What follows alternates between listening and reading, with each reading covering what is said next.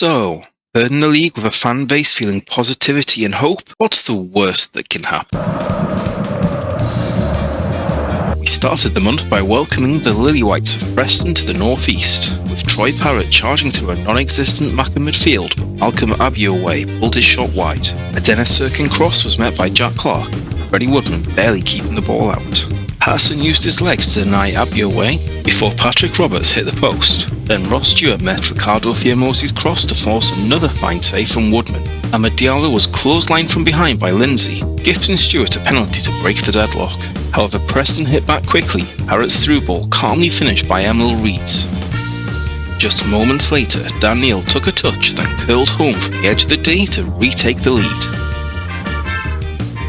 Roberts could have sealed it late on, and Luke O'Nien came close in injury time, but ultimately we earned the victory, Woodman at least keeping it close for Preston. One more for the good guys.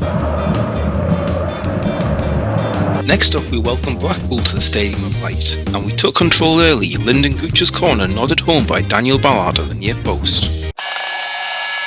It should have been 2, but Gucci strayed offside while unmarked.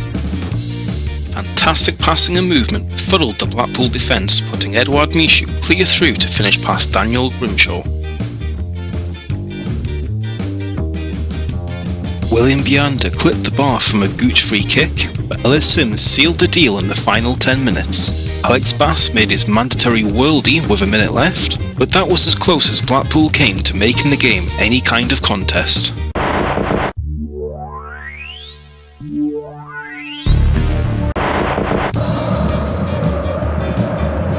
Our first road trip of the month took us to South Wales, with the Swans inviting Patrick Roberts through their defence before he skied his finish. But we didn't have to wait long, Adji Elise finding Ross Stewart who headed home. Roscoe doubled the lead moments later. A fine first touch brought the ball from behind him before he finished without breaking stride to the far post. Amad Diallo tried to get in on the act but pulled his effort wide. Ricardo Fiamosi had a go from distance, but it was Michael Obafemi that pulled one back for Swansea to start the second half. Roberts forced a fine save from Fisher, before Obafemi forced similar from Patterson, but Roberts dashed down the left and found a waiting Roscoe who completed his hat-trick. Calamitous defending allowed Obafemi to bring the hosts within 1. Nano Mesa could have sealed it, but again the defence were MIA to allow Obafemi to complete a hat-trick of his own. Embleton had a free header to steal the win, but ultimately we made the long trip home with only a single point for our efforts. Wigan Athletic were the next visitors to the Stadium of Light, and were greeted by a rampaging Patrick Roberts running the length of the pitch. Ross Stewart's header saved by Ben Amos. Moments later, delightful 1 and 2 touch play had the Lactics chasing shadows before Roscoe's pinpoint pass put Amad Diallo through to give us the lead. More pretty passing led to Amad and Stewart reversing roles to double the lead.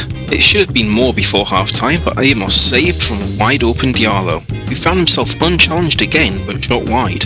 Patterson put his gloves to use after the break, but regular service resumed as Jack Clark picked out Roscoe for the brace.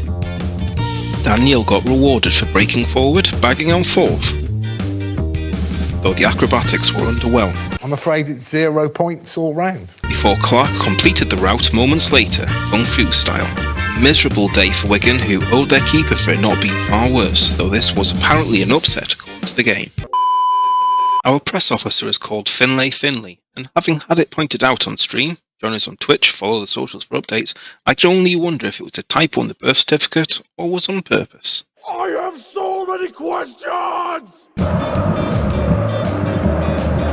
A midweek trip to Ewood Park brought an opportunity for rotation, with Edouard Michou playing in Nano Mesa, who wasted the chance. He had it in the net moments later, but Ellis Sims had strayed offside in the build-up. Bonatini went close for the host to end a rather dull first half. We should have taken the lead early in the second stanza, but Sims wasted a glorious chance. The hosts wasted an opportunity of their own moments later. Bonatini didn't realise the time he had. The introduction of Diallo and Stewart from the bench brought the edge we needed, Roscoe winning and converting a penalty, with Amad doubling the lead just a minute later. A scrappy game ultimately decided by the partially rested quality I had available late on. And now for something completely different.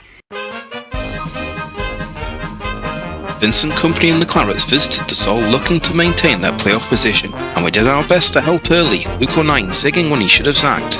and Ahmad couldn't spot an open Dan Neil who may have had a shout for a pen. Roscoe missed an open goal, then failed to capitalise one-on-one. A short free kick saw 09 have his shot blocked, and Clark failed to accept a gift from Taylor. Just when it felt like it was going to be one of those days, Dan Neil opened the scoring almost against his will and showed that the dance training is working. Ish. I mean, there's nothing wrong with putting your foot through the ball. Was that the funky chicken? What is it with this team and bloody dancing?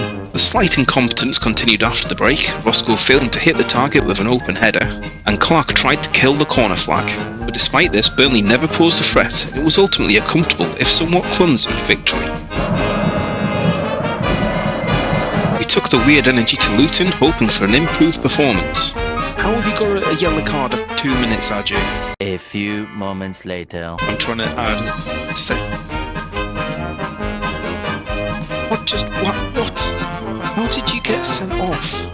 On our corner? Things got better as Doughty found Adebayo at the back post. Then Stewart responded by hitting the post twice. And Freeman should have doubled the lead as the defence took an early cupper. What do you think of it so far? Rubbish!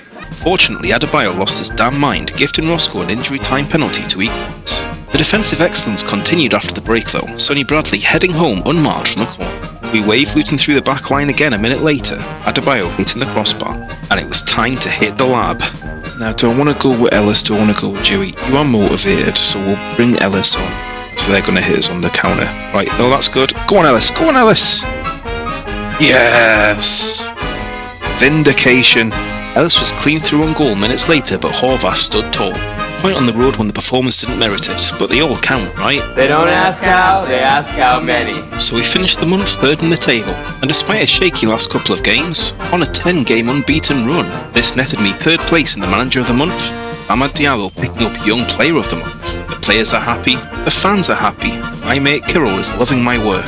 Everything's coming up Millhouse! Patrick Roberts went back-to-back, his absolute ridiculousness earning the September Goal of the Month. No nomination in October, a new champion will have to be crowned. Make your vote count by commenting below. Voting closes at midnight on Sunday, June 4th. Go, go, go! Please like and subscribe for future videos, then follow HeadHeartNBalls on Twitch to join the journey live.